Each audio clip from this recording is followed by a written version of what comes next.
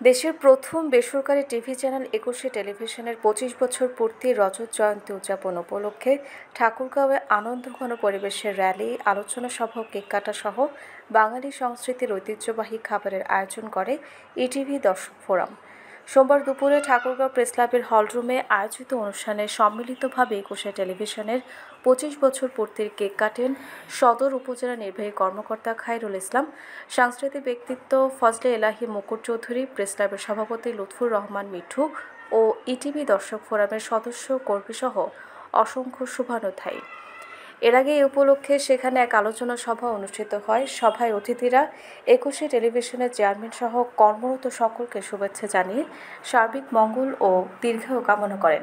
এ সময় অনুষ্ঠানে সামাজিক, সাহিত্য, সাংস্কৃতিক সংগঠনের নেতাকর্মী, স্কাউটের সদস্য, জনপ্রতিনিধি সহ বিভিন্ন প্রিন্ট ও ইলেকট্রনিক মিডিয়ার সংবাদকর্মীরা উপস্থিত ছিলেন। অনুষ্ঠানের শুরুতে ২১শে টেলিভিশনের ঠাকুরগাঁও প্রতিনিধি এস এম জসিমউদ্দিন আগত অতিথিদের স্বাগত জানান।